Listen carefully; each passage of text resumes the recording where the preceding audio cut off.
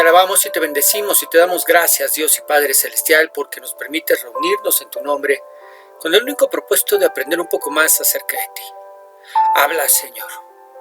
Habla que tus siervos escucharemos.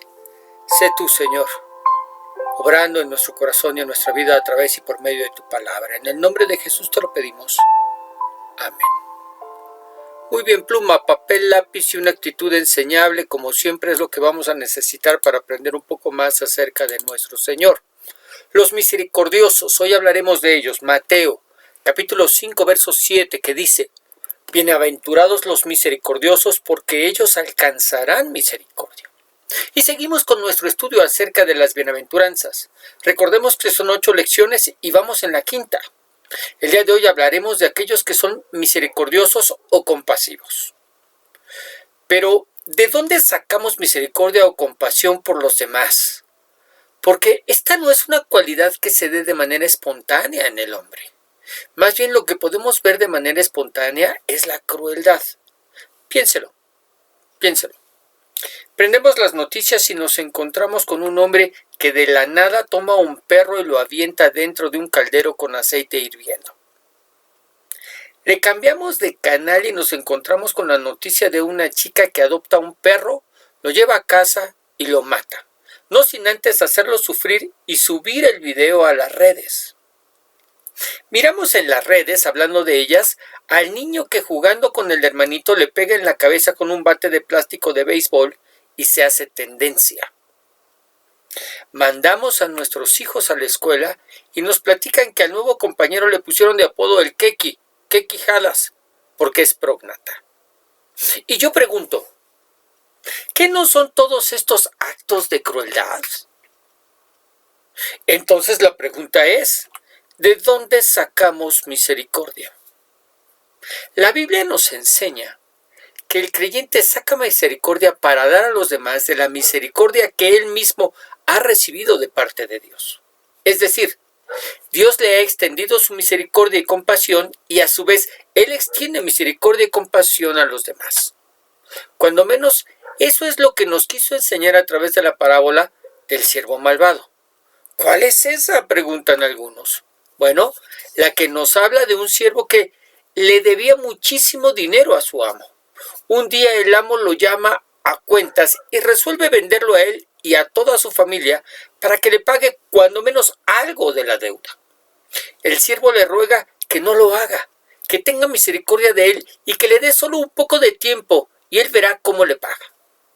El amo, movido a misericordia, no solo resuelve no venderlo, sino que le perdona la deuda. Al salir feliz el siervo de la presencia de su amo se encuentra con un consiervo que le debía algo de dinero. Entonces, olvidándose de la compasión que su amo mostró con él, hizo que al siervo lo metieran en la cárcel hasta que le pagara lo poco que le debía. Cuando su amo se enteró, lo manda a llamar y...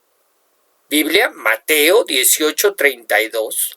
Mateo 18:32 nos dice: Entonces, llamándole su señor, le dijo: Siervo malvado, toda aquella deuda te perdoné porque me rogaste. ¿No debías tú también tener misericordia de tu consiervo como yo tuve misericordia de ti? Entonces su señor enojado le entregó a los verdugos hasta que pagase todo lo que le debía. Así también mi Padre Celestial hará con vosotros si no perdonáis de todo corazón cada uno a su hermano sus ofensas. ¡Wow! O sea, el Señor nos enseña a través de esta parábola, ¿verdad?, acerca de un hombre que tenía una gran deuda, le es perdonada, encuentra a otro que le debía obviamente mucho menos de lo que a él se le perdonó, y no hizo misericordia con él. Por eso el verso 33 dice: ¿no debías tú también tener misericordia? Tú también, como yo tuve contigo, tú también deberías tener misericordia de tu consiervo, como yo la tuve de ti. Enseñándonos que con la misericordia con que fuimos tratados es con la que debemos tratar a los demás. No podemos dar lo que no tenemos, es cierto. Por eso Dios ha tenido misericordia de nosotros para enseñarnos y darnos ejemplo de lo que Él espera de ti y de mí. Con misericordia somos tratados con misericordia debemos tratar a los demás. Precisamente por eso Santiago, el medio hermano del Señor, nos dice en Santiago capítulo 2, verso 13, Biblia, Santiago capítulo 2, verso 13. Porque juicio sin misericordia se hará con aquel que no hiciere misericordia, y la misericordia triunfa sobre el juicio. Es decir, aquellos que somos y que hemos, en los que Dios ha derramado su misericordia, no iremos al juicio. Por eso dice, la misericordia triunfa sobre el juicio. Pero aquellos que hacen juicio sin misericordia, se hará con ellos de la misma manera. Juicio que los que somos de Cristo no experimentaremos, pues precisamente del juicio y de la ira venidera es que somos salvados por la misericordia del Señor en Cristo. Pero como una señal, como una muestra de que hemos alcanzado misericordia, debemos dar a los demás misericordia. Y esto no es algo que solo Santiago nos diga, sino que también el apóstol Pablo lo hace cuando escribió a los hermanos de Colosas en Colosenses capítulo 3, verso 13, diciéndoles: soportándoos unos a otros y perdonándoos unos a otros si alguno tuviere queja contra otro. De la manera que Cristo os perdonó, así también hacedlo vosotros. ¿Cómo se manifiesta la misericordia, la compasión que tengo por los demás? Perdonando. Por eso dice, así también hacedlo vosotros. Necesitamos perdonar a los demás. ¿Por qué mostramos misericordia y perdón a los demás? Según Pablo. Vamos a verlo desde otro punto de vista. ¿Por qué mostramos misericordia y perdón a los demás? Porque Dios nos la mostró primero. Por eso dice, de la manera que Cristo os perdonó, tiempo pasado Él lo hizo primero, así también háganlo ustedes. Y de esa manera nos está enseñando la manera en que desea que la mostremos a los demás. Como en la parábola, nos perdonó una gran deuda, nuestras grandes ofensas. Entonces, ¿por qué no podríamos o deberíamos perdonar a los que nos deben, a los que nos ofenden? Solo la persona que no ha renunciado a sí misma, que no ha cedido el trono de su corazón a Cristo, a la que en la parábola el Señor la llama malvada, esa que sigue siendo el centro de todo y lo más importante, no puede perdonar. ¿Por qué? Porque para ella la ofensa hacia su persona, que es lo más importante, aún más que Dios mismo, es imperdonable. Es imperdonable. Piénselo. Piénselo. Cuando una persona me ofende, no solamente me ofende a mí, sino que también ofende a Dios. ¿Qué pasa si esa persona se arrepiente y le pide perdón a Dios, a quien también ofendió? Dios le perdona. Entonces, si Dios lo perdonó ya, ¿por qué yo no debería de hacerlo? Si Dios, que es mucho y por mucho más importante que yo, ya lo perdonó, yo también debería perdonarlo. A menos que me considere más importante que Dios y yo no lo perdone. Y eso me habla de lo poco consciente que soy de la manera en que Dios me ha perdonado. Pero eso no es todo.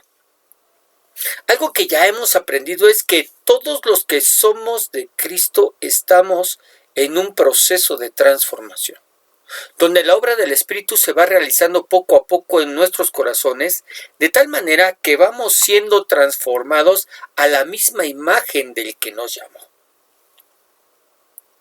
Pero mientras esa obra no es terminada, sigo fallando, sigo pecando, sigo errando, sigo equivocándome y sigo necesitando de la misericordia de Dios en mi vida.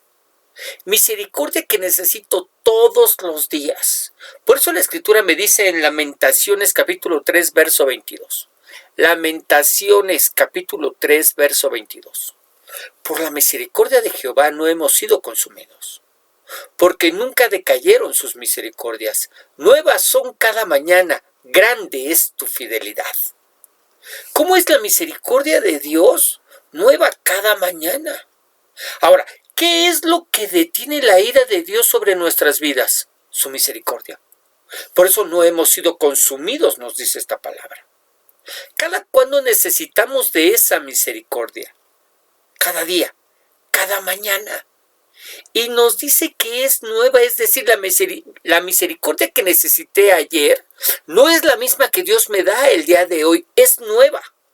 ¿Y qué quiere en realidad decir eso? Que nunca se agota. Escúchame bien, que nunca se agota, que nunca se cansa, que no hay manera que llegue a su límite. Precisamente por eso el Señor respondió a Pedro de la siguiente manera cuando Pedro se acerca a Mateo 8:21, preguntándole: Señor, ¿cuántas veces perdonaré a mi hermano que peque contra mí? ¿Hasta 7?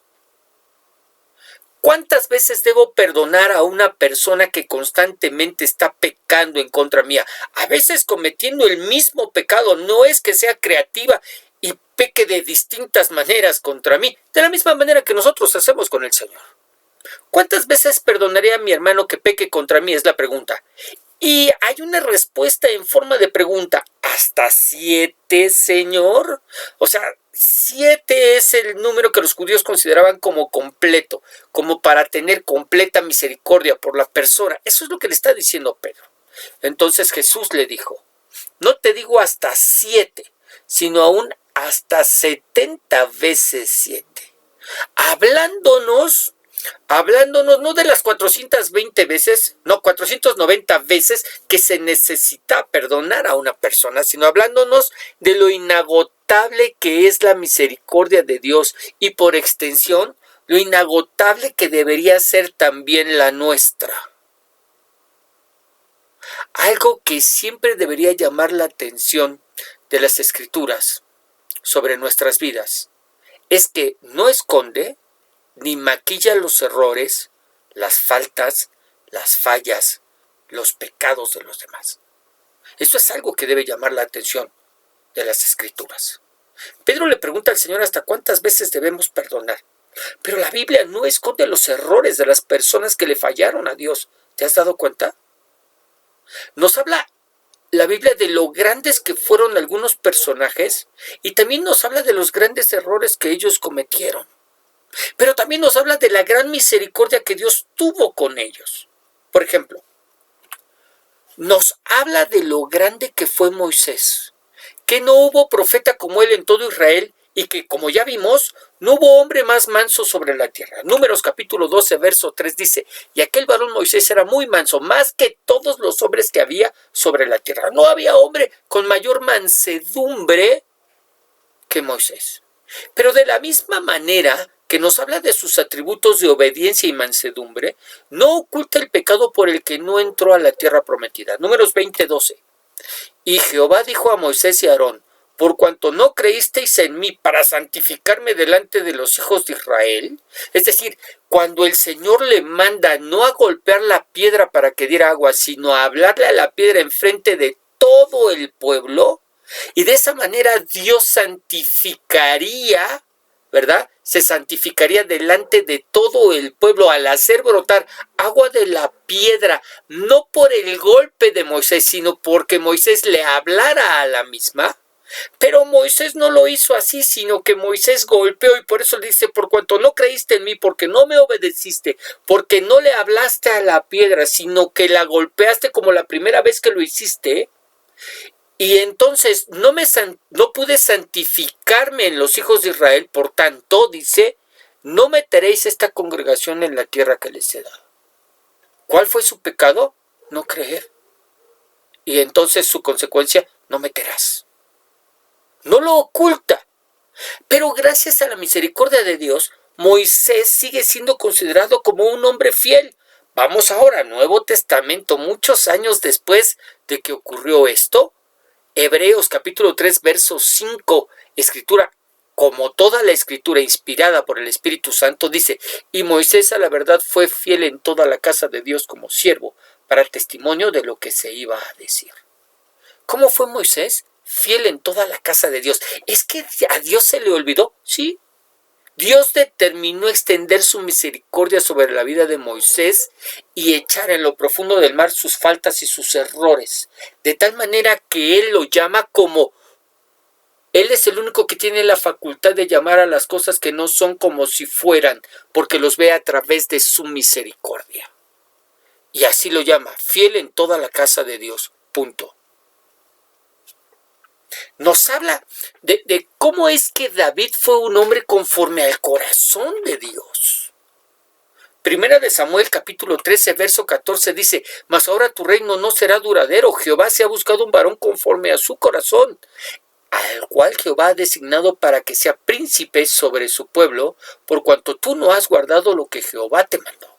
Palabras dirigidas a Saúl de parte del profeta Samuel, en las que le dice cómo es que David es un hombre conforme al corazón de Dios, un hombre que llegó a ser el rey de Israel, pero también un hombre del que se nos dice que pecó en contra de Dios, y no una o en dos ocasiones, sino en varias de ellas. ¿Varias, pastor? ¿Cómo cuáles? Bueno, una, la más famosa, cuando se acostó con Betsabé, su vecina. Segunda de Samuel 11:4 dice: entonces David mandó a traerla. ¿Qué había sucedido para que mandara a traerla? Bueno, David estaba de ocioso porque no salió como era costumbre que los reyes salieran a la batalla. Él decidió quedarse y en esa ociosidad anduvo dando vueltas por el palacio, y de pronto volteó a ver a la vecina, el patio de la vecina, y la encontró con que estaba bañando. O sea, algo de lo que no podemos juzgar o criticar a Betsabé, porque ella salió a bañarse como todas las personas lo hacían, porque no había calentadores de agua, y muchas veces el agua que se dejaba, el calor era tan intenso que la entibiaba, y por eso se bañaban en el patio de sus casas. Entonces David la vio y mandó a traerla, y cuando se la llevaron, tuvo relaciones sexuales con ella. Luego ella regresó a su casa, pues apenas había tenido su periodo de menstruación, es decir, estaba dándose un baño de purificación cuando la vio David, pues había pasado su menstruación, y se supone que el tener relaciones David con ella en ese momento era muy poco o casi imposible que ella pudiera embarazarse. Dice, y estaba cumpliendo con los ritos de purificación. 5. Betsabé quedó embarazada. No hay imposible para Dios. Betsabé quedó embarazada, así que mandó a decirle a David que iba a tener un hijo suyo. Y el pecado de David fue acostarse con Betsabé, su vecina, y después mandar matar a su marido para dejar en oculto su pecado. También pecó cuando hizo un censo que no le estaba permitido hacer. Segunda de Samuel 24:10. Después que David hubo censado al pueblo, le pesó en su corazón, y dijo David a Jehová: yo he pecado gravemente por haber hecho esto, mas ahora, oh Jehová, te ruego que quites el pecado de tu siervo, porque yo he hecho muy neciamente. Y como consecuencia vino una peste que terminó con miles de personas en Israel. ¿Por qué? Porque pecó, porque hizo aquello que el Señor había mandado que no se hiciese censo de Israel. En tercer lugar, pecó cuando trasladó el arca del pacto de la manera que no era conveniente hacerlo, porque no se puso a indagar, a investigar cuál era la forma de llevar el arca del pacto hasta el lugar, hasta el tabernáculo de David que se había preparado para ella, y eso le costó la vida a Usa. Segunda de Samuel 6:2 dice: y se levantó David y partió de Baala de Judá con todo el pueblo que tenía consigo para hacer pasar de allí el arca de Dios, sobre la cual era invocado el nombre de Jehová de los ejércitos que mora entre los querubines. El arca del pacto, ahí descrita. ¿Qué hicieron? 3. Pusieron el arca de Dios sobre un carro nuevo. O sea, de la misma manera que la enviaron los filisteos, de la misma forma que los filisteos enviaron de regreso el arca, así lo estaba haciendo David. Como si ellos no hubieran tenido instrucción sobre la manera de transportarla. Y la llevaron de la casa de Abinadab, que estaba en el collado, y Usa y Ahío, hijos de Abinadab, guiaban el carro nuevo. Brincamos al verso 6. Cuando llegaron a la era de Nacón, Usa extendió su mano al arca de Dios y la sostuvo, porque los bueyes tropezaban. Y el furor de Jehová se encendió contra Usa, y le hirió allí Dios por aquella temeridad, y cayó ahí muerto junto al arca de Dios. ¿Qué es lo que costó este pecado de David, la vida de un hombre. Se equivocó porque él era el rey, era el responsable. Estaban los sacerdotes ahí. ¿Por qué no preguntar cuál es la forma, cuál es la manera en que se debe transportar el arca de Dios que tenía que ser en los hombros de los sacerdotes designados para hacerlo? Pecó y esto costó la vida de un hombre. Cuando menos hemos visto 3 pecados de David. Y sin embargo, y gracias a la misericordia de Dios, a David se le siguió y se le sigue reconociendo hasta el día de hoy como un hombre conforme al corazón de Dios. Te lo enseño, Hechos capítulo 13, verso 22, escritura que nos dice: quitando les levantó por rey a David, de quien dio también testimonio diciendo. ¿Quién dio testimonio? Dios diciendo: he hallado a David, hijo de Isaí, varón conforme a mi corazón, quien hará todo lo que yo quiero. Gracias a la misericordia de Dios, los pecados de David fueron alejados, escritos y dejados aquí en la escritura para que nosotros veamos cómo eran hombres como tú y como yo que se equivocaban, pero que gracias a la misericordia de Dios fueron hombres que sirvieron a los propósitos de Dios y que fueron salvos por esa misma misericordia. Varón conforme a mi corazón. Algo de lo que el mismo Pedro nos puede dar testimonio, pues la escritura no oculta que Pedro le negó 3 veces. Mateo 26, 74, que dice: entonces él comenzó a maldecir y a jurar: no conozco al hombre. Y enseguida cantó el gallo. Entonces Pedro se acordó de las palabras de Jesús que le habían dicho: antes que cante el gallo, me negarás 3 veces. Y saliendo fuera, lloró amargamente. ¿Qué hizo Pedro? ¿Cuál fue la manera en que falló? Le negó. Y no 1 ni 2, sino le negó 3 veces antes que el gallo cantara. Sin embargo, la escritura no solamente nos habla de los errores, las fallas de este hombre, sino que también nos habla de la manera tan amorosa y misericordiosa con la que el Señor, ya resucitado, le habló a Pedro. Vamos a Juan capítulo 21, verso 17. Y dice: por 3ª vez le preguntó, le hizo la misma pregunta 2 veces anteriores y esta es la 3ª. Simón, hijo de Juan, ¿me quieres? Pedro, triste porque le había preguntado por 3ª vez si lo quería, le contestó: Señor, tú lo sabes todo, tú sabes que te quiero. Jesús le dijo: cuida de mis ovejas. Hablándonos de la misericordia con la que el Señor trató a Pedro y le restauró para que le sirviese. Y ninguno de nosotros podemos negar la importancia del ministerio de Pedro al compartir a los judíos. Lo que nos enseña que tenemos un Dios misericordioso que sigue extendiendo su misericordia sobre nuestras vidas cada mañana y que nos dice: bienaventurados los misericordiosos, porque ellos alcanzarán misericordia. Es decir, tú y yo alcanzaremos la misericordia necesaria para un día estar en la presencia de nuestro gran Dios misericordioso. Una misericordia que nos será dada para perdonar nuestros pecados, para perdonar nuestras faltas, para perdonar nuestros errores, y ya sea que escuchemos la final trompeta y seamos arrebatados, o que muramos y vayamos a Él, esa misericordia será suficiente para que tú y yo podamos gozar de la salvación y la vida eterna que Cristo vino a ganar por nosotros en la cruz. El día de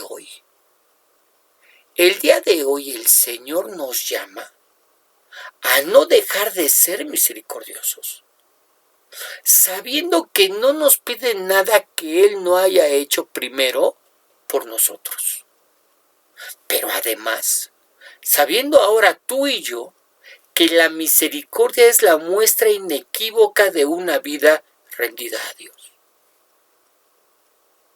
Que así como hemos recibido misericordia, es necesario que también nosotros demos misericordia.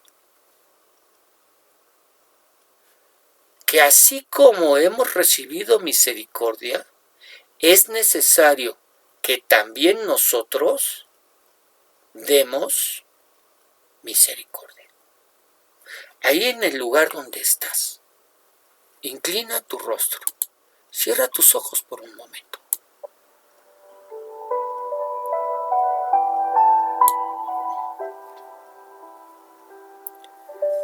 Señor, cuando nos hablas de estos temas, cuando nos hablas de la misericordia que, como miramos al principio de nuestro estudio, no es algo que se dé de manera espontánea en nuestras vidas. Porque como vimos, lo que de manera espontánea se da es la crueldad, pero no la misericordia.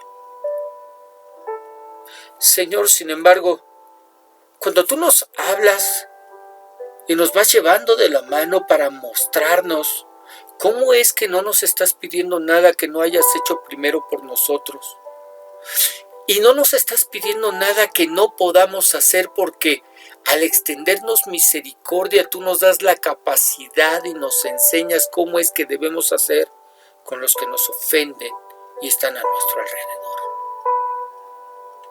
Señor, y hablamos el día de hoy del perdón, porque muchas veces es lo que más trabajo nos cuesta dar. Somos muy buenos para exigir nuestros derechos, pero muy malos para dar perdón a aquellos que los violentan. Señor, en el nombre de Jesús, ayúdanos a ser tan misericordiosos como tú lo eres con nosotros. Que podamos aprender de ti, que podamos ser conscientes de la cantidad de misericordia que se derramó en nuestras vidas por la cantidad de fallas y faltas que cometimos contra ti, pero no es solamente por la cantidad de pecado con el cual te ofendimos, sino por quien eres tú, un Dios santísimo, al cual ofendimos en gran manera. Y sin embargo, tu misericordia se extendió sobre nuestras vidas para traer perdón de pecados. Dios, que seamos conscientes de esto y que podamos quitar del trono de nuestros corazones y vidas al ego, y seas tú tomando ese lugar, para que con una vida completamente rendida a ti podamos manifestar la misma misericordia con la que tú nos has tratado. Señor, conscientes de que es una misericordia que no solamente necesitamos en el tiempo pasado para ser llamados hijos tuyos, sino que necesitamos hoy y mañana y de aquí hasta que lleguemos a tu presencia, porque tu obra no ha terminado en nuestras vidas, porque seguimos pecando, seguimos fallando, seguimos errando, porque nos seguimos equivocando. Señor, en el nombre de Jesús, que perdonemos de la misma manera que Cristo nos perdonó. Padre, en el nombre de Jesús, que podamos ser misericordiosos, como tú eres misericordioso con nosotros. En el nombre de Jesús, Señor, te lo pedimos. Amén y amén.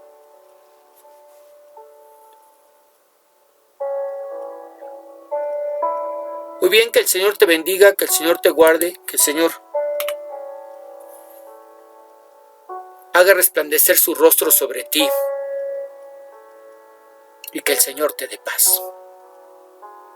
En verdad le pedimos a Dios que su misericordia nos alcance y que podamos andar de la manera en que el Señor nos llamó a que anduviéramos.